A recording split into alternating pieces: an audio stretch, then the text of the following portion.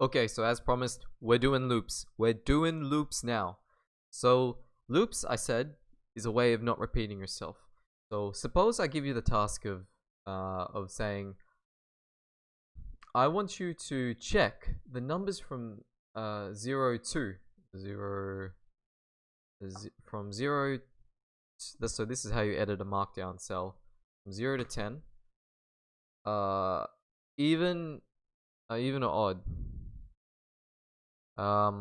Okay, so one way of doing this is that you could just write an if statement and then check each number. So you check 0, so say okay, number is 0, then check if the number has any remainder. So if you divide it by 2 and there's a remainder, right? And you check it for 0, and then you check it for 1, you check it for 2, you check it for 3, you check it for 4, 5, 6, 7, 8, 9, 10, right? That's a lot of code. What if I just want to do that once and just do the next number, do the next number? That's too much code. That's a waste of time to write. You could copy and paste, but it also just looks horrible. So enter the for loop. So what we're gonna do now is make our first loop. Loops are so this is the loop, and it's a bit funky. So you say for I in whatever vector you have. So a vector is just a sequence of numbers, a string of numbers, and to make a vector, there are many ways to make vectors and stuff in Python. So we're gonna use range. Just the range. Now the weird thing about this range function is that it makes range when you actually use it, right? So you go range. So you go range 5. What it does is it spits out this weird thing. So essentially what it does is they've coded it so that it doesn't store all the values at once. It hops to the first one, then hops to the next one, and hops to the next one. It's a way of saving memory. So yeah, the type, I forgot a bracket. The type of range is a range. Thanks. That was helpful. Yeah. So, but essentially, what you can do is you can think about it as like a vector from. So we go range 5, and that's 0 to 5. So what that'll do is, so I say let's just say a equals range 5, and then so you have a sequence of numbers, right? You have some sequence of numbers, and to pick whichever number you want. So Python starts at 0. Some languages start at 1. When you iterate something, Python starts at 0. So the 0th number in your sequence of numbers, this will be the first one, is going to be 0. Then maybe the second number, so that'll correspond to 1. So your 0, 1, second number, that'll be 1, right?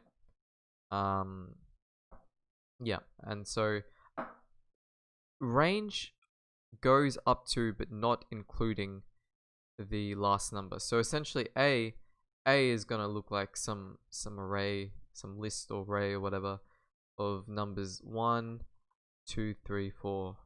Yeah, 0, 1, 2, 3, 4. It's not gonna include 5. So up to and including. And now that's an important point with Python, because when I was learning Python, I came from MATLAB. MATLAB just did the most intuitive things, but I have my reasons to believe Python is better. Python, for what I do, it's probably the best in the industry. So I do some machine learning and probability stuff, and I used to do MATLAB for biology and differential equations and things like that. But I think Python is, anyway. That's my personal opinion. Julia is good. Julia is a good one too. Anyway, yeah. Anyway, we're talking about 5. So it goes up to and including 5. So that's why I said range 11 here, right?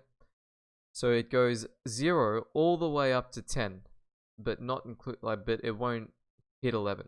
Okay, so now we have that. So I is gonna be, so let I be the first number in range.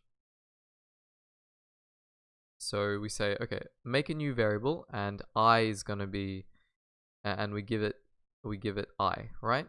We say I, it equals I. So I is, so for the first iteration, it's gonna be 0. So this is 0, this is 0. Then it checks if 0, when you divide 0 by 2, do you get 0 as a remainder? And yes, you do. So it says even, right? Then it does it again. It goes through the loop again, but this time instead of I being 0, I is 1. I is 1. So it does the whole thing again until it gets to the end. So it, you know, checks if I is 2. I mean, if there's any remainder when we divide it by 2, and so here we get no, it doesn't. So 1 is odd, right? And then it'll just keep going through all of them and all of them until we get up to the final number in this range term here. It goes all the way up to 10. So that's a great way. So if you didn't understand what I just said, I wrote it out here. So, you know, range will produce a sequence of numbers from 0 up to, but not including 11, and so that's just what I said. Okay, and then we also have these things called while loops, which I think I'll give you a rest because you need to kind of mull over what just happened with this for loop stuff. So maybe try write your own for loop. It doesn't have to be big, just something that shows how for loop works. Anyway, we'll discuss while loops in the next video.